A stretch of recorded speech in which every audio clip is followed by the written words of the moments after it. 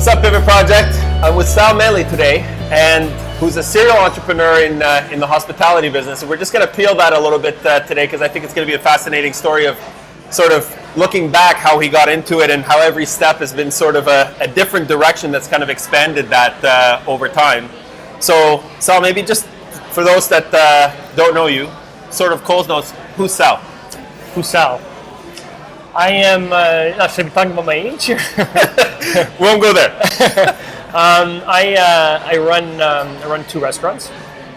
I run Oretta, Which is where we're at. King Street West, 633, and I run Capocaccia, which is at Yonge and St. Clair. I've been in the hospitality business for 25 years. Started with a little bakery up in Woodbridge in 2001. Oh, wow. 2001, yeah. Okay. And had that for 5 years. Moved to the city and tried to open up the same sort of bakery. What worked? And I quickly realized that it wouldn't work.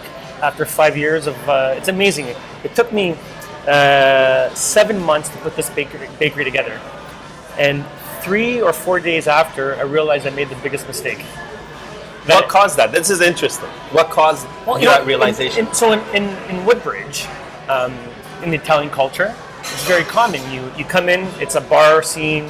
You can have a sandwich, and you stand at the bar and you chat.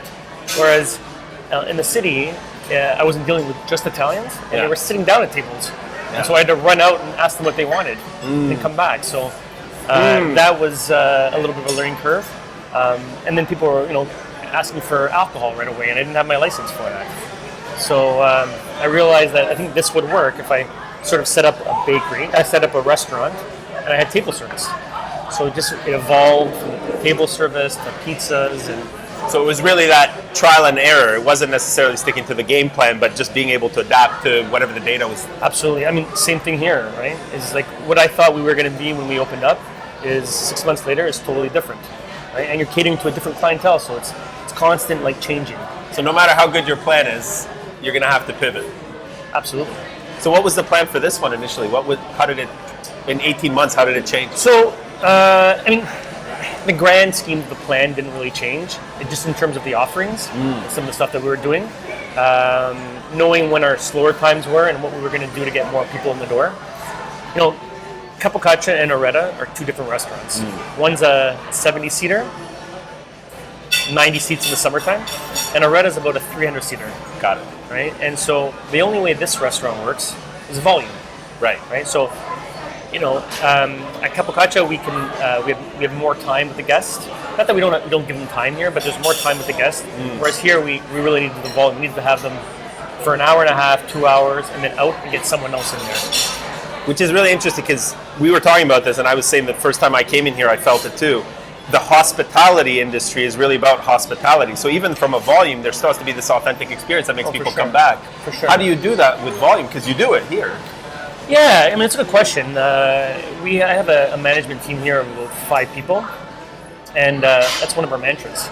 Is we always look at other restaurants and see where we fit in, and our competitive advantage is our genuine hospitality.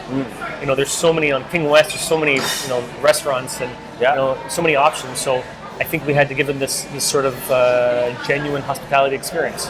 So how do you keep that culture intact? For it to be an experience. It's something that you grind day in, day out. It's constant. Managers meetings. It's emails. It's reinforcing it with your management team that they can reinforce it with your servers. Even our chefs, right? It's important that they understand when people want to change certain items, right? That we have to go that extra mile for them. Because guess what? If we're not, someone else is going to go somewhere else. Absolutely. So how deep do you have to go to be able to manage all these variables, or do you just have the structures and the management team so that you have trust? I wish there was. I wish I could say that I'm very hands-on still. I think Oretta especially is in growth mode right now. So I try to be really hands-on.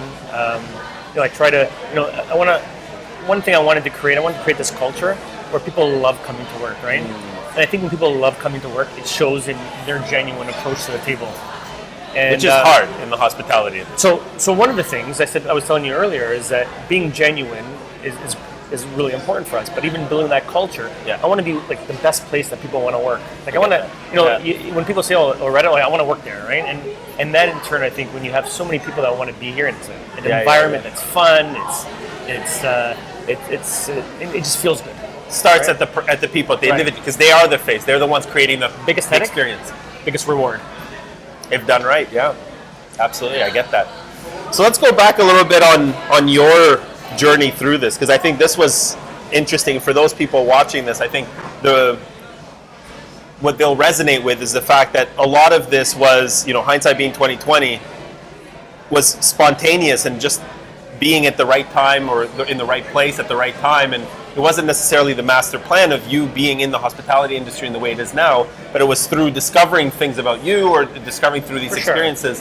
You mentioned something before we started interviewing, talking about sort of, for you it was easier maybe because you had this blueprint from your parents. They were hardworking, they were entrepreneurs, even though it wasn't in the hospitality industry to start, they had that already ingrained, so you had sort of a model to follow. So, it's funny you say this, because I remember on Saturdays, my parents were hairdressers, and on Saturdays they both worked. And they'd come home and they'd be so tired. Yeah. And Sundays would be a day that we would all sit around a table, have lunch, and we'd all talk about the week. Yeah. And so my parents would always talk about what was happening at work, and it was something that sort of we were able to really understand what they were going through. And I think, because you grew up with it. I grew up with it, and it's also about persevering, right? And there's certain times when, I know that business wasn't the greatest, right? And they would come home and you could tell that, they were tired. They're still tired. Right? But they persevered and they made a successul business of it. And I think always growing up, I said to myself, I'm going to do my own thing like my parents. I'm going to create my own hours and create, the thing about business, and it's I don't think it's only about money, but it's a sense of accomplishment. Yeah. And a sense that you could do it, right? I get that. And I think as I get older in life, it resonates more with me right now. Whereas before I was doing it more like, what can I do and how much money can I make from it? Whereas I think if you have passion, the money comes as it is. The focus isn't that, it's a byproduct. Right. Exactly. I get that. Exactly. And I hear that I almost like a pattern with most successful people. They do it because they really get lit up by it. Right. That's why they get up every day. So for you, how did you find that passion though? Was it like the second you started working in the bakery, you felt that this was it, or did that evolve? When did you figure that out? Yeah, I think it evolved. Our bakery in Woodbridge was almost by chance. We ran into a deal that it was too good to pass up, and my father said, we should try it on and pick it on and see what happens. And I really started finding my groove then. It was How hard. old were you then? You were still in school. I was still in school. I was 21 years old. My friends were all going out, and I had to be opening this bakery at like 6 o'clock in the morning. And I'm like, and it's half the weekends time, too. Weekends too, and I was like, what am I doing here? For the first couple of months, it was tough. Yeah. And I was tired to go home and sleep until like 12 o'clock, and try to go out and go right to the restaurant, right to the bakery. But I realized as I was doing it. Looking back about it, 2001 in Woodbridge, I remember. Right, but looking back, you say to yourself, I'm sort of like, I remember like making pizzas, right? And having worked already in a pizzeria, remembering what they would do. So I said, okay, I would do it. And then I started fooling around with different types of pizzas, right? And all of a sudden, it's like, wow, it started feeling really, really good, right? Interesting. So you were starting to get creative with it with my own, exactly. So I started getting creative with that. And then from my brief experience at all these restaurants that I worked at, I knew how it worked in terms of table numbers and menus and systems and silverware that we use and all stuff like that. So that helped as well, right? So I still think must have been a big shift when you first started the first one on St. Clair, though. Like that learning curve must have been tremendous. Yeah, it was. I remember. I remember starting there, and I had people calling sick, and food critics coming in, and I went to the back. I put my head down. I'm like, can I swear on this? Oh yeah, we can. We're on the internet. Doesn't matter. What the fuck did I do? I said honestly. I remember I asked my father for a loan. Yeah. So I had some money myself. I saved up. I asked him for a loan, and to open this thing. And I said to myself, holy shit, what the fuck did I do? Like, I made such a bad decision, and I remember, like, I don't know. You're doubting yourself. I was doubting. I said, maybe I can try to sell it. And maybe I remember even getting a number of a real estate agent that specializes in restaurants, right? I said, I'm going to sell this thing because I don't know what the hell I got myself into. So that doubt is so huge for so many entrepreneurs, and they don't realize maybe how close they are to that next level because it's just a roller coaster nonstop. Absolutely. So when did you have that aha moment that you didn't have to sell it? So probably about 2 months in. Okay.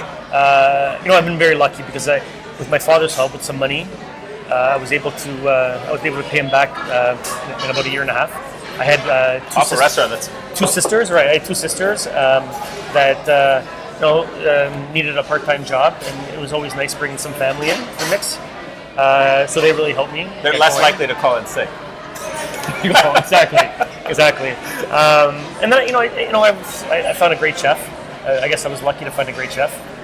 Or maybe, he's still with me to this day. Oh, really? Yeah. So here? Well, he works at Capo a little bit. Okay. Capocacha, and so it was probably 2 months later when you start saying, "Wow." You start getting people through the door. I was very hands-on. I remember when people used to come in, we'd sit down at a table, and I knew what they liked, right? So I had that Pinot Grigio at the table for them.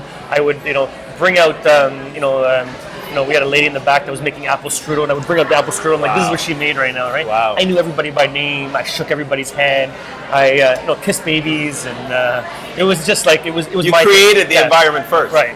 You led the way, and I think that's an interesting pattern that I see that a lot of business owners, before they can scale, they actually have to go through the steps to understand what it takes to actually build that culture. You can't delegate that to management until you actually figure it out first. Yeah, for sure.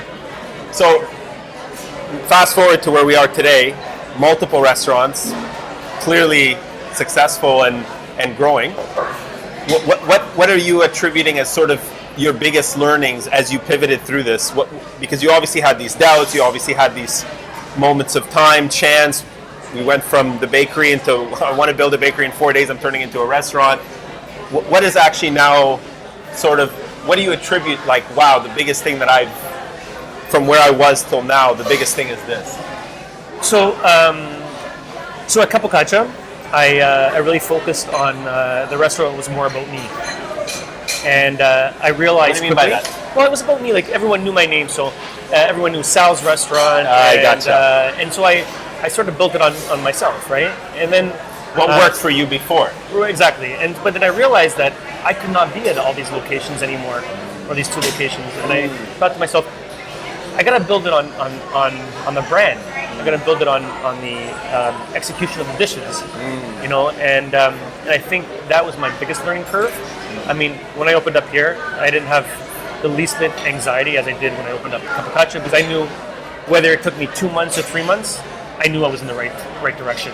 But I also made sure that it wasn't Sal that was bringing pizzas over. It was the brand. It was using the best quality flour for your pizzas. It was using the San Marzano tomatoes for your pizza sauce, right?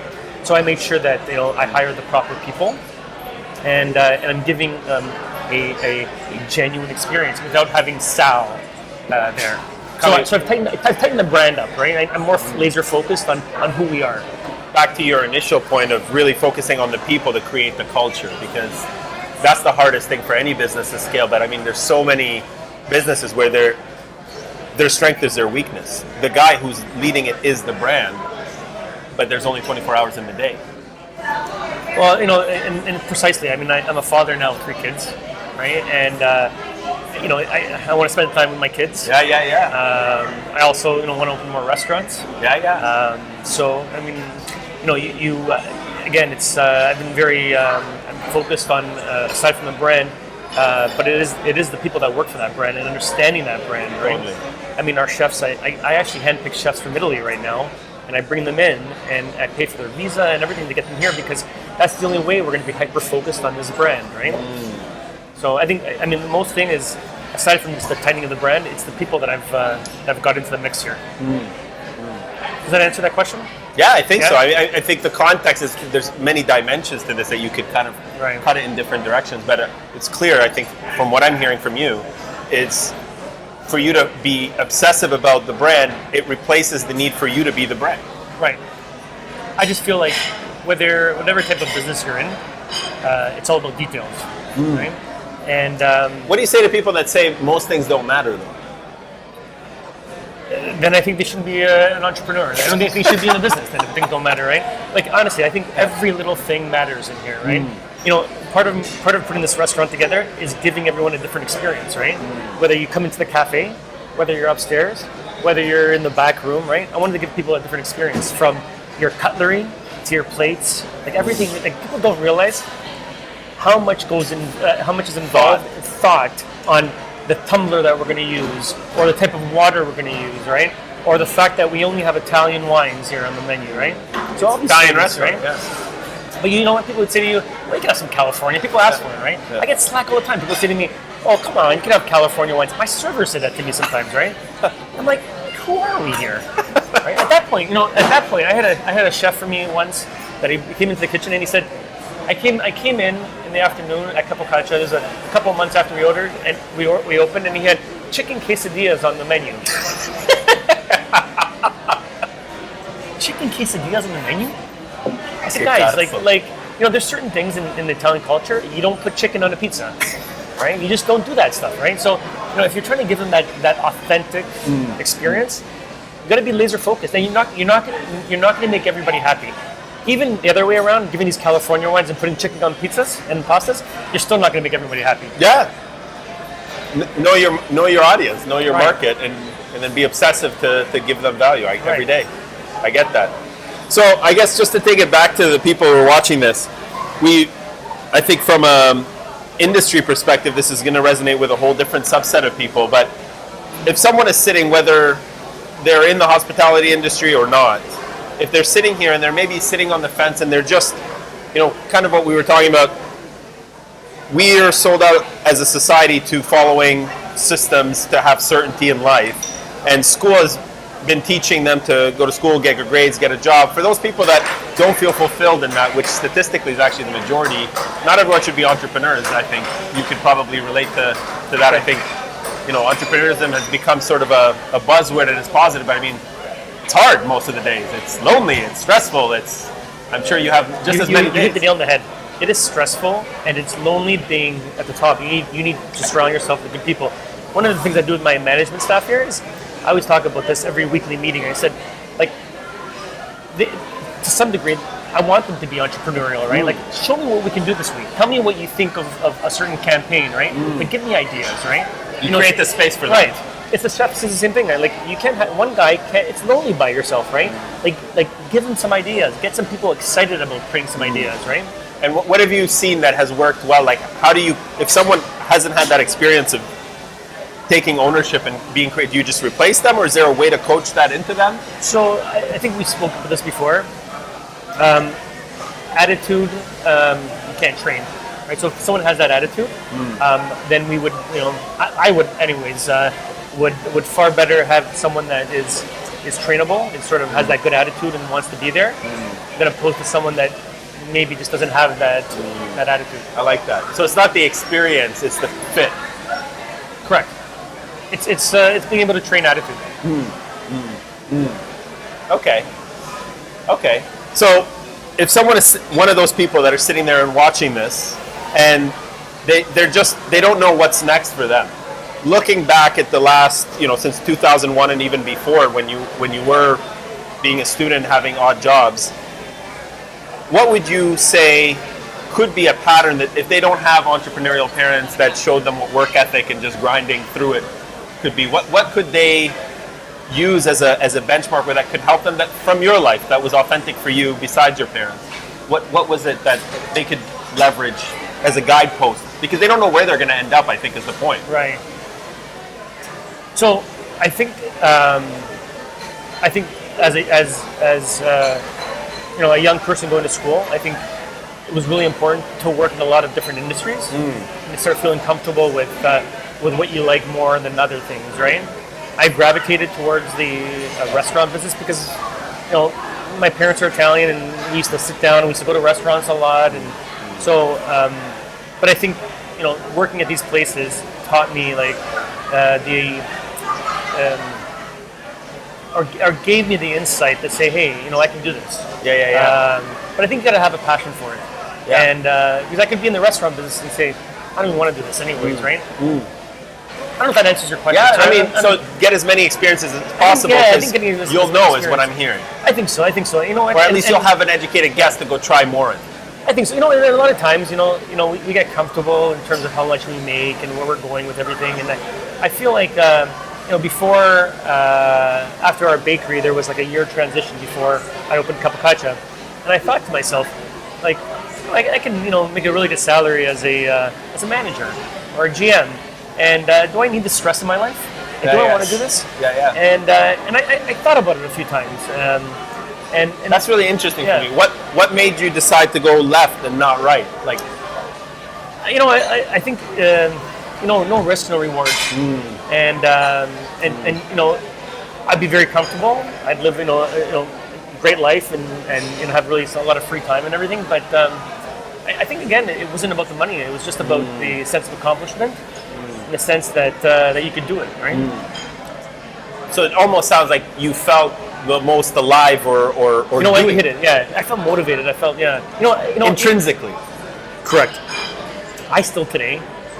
What's going on, Jeff? Hey, buddy. Are you in an interview? We're in an interview right now. Oh my goodness. Holy. It's okay. How are you? We're keeping that. I'll see you in a bit, okay? But I'm so excited about this business. Like, I go to sleep and I think about it all the time. I wake up. Love it. Unfortunately, my wife says to me sometimes, like, get off your phone or something, right? But I can't wait to pick up my phone and see how the sales were like and what the service was like.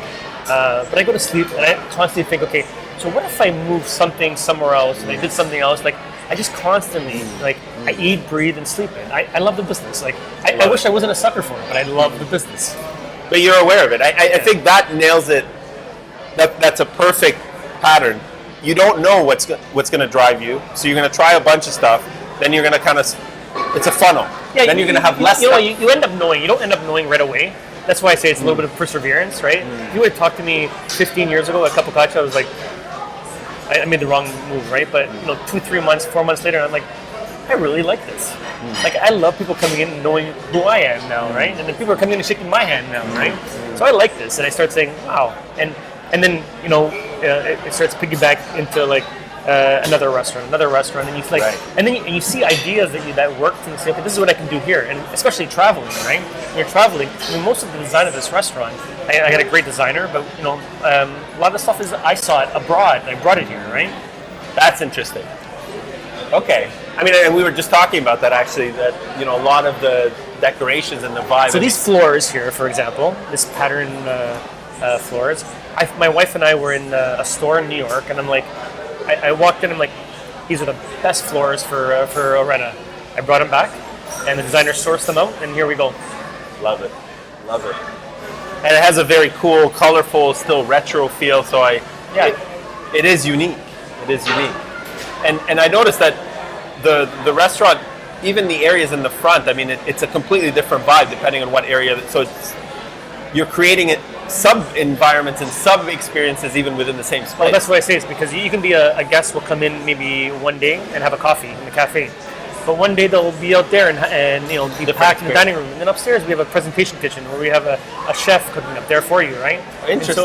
And it was supposed to be like this. So you're giving people so many different experiences in this space. So when you come back, you're not getting the same experience. And you have people talking about all the different types of experiences, right?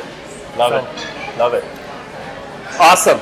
So I appreciate your time, Sal. My pleasure. Thank you for coming.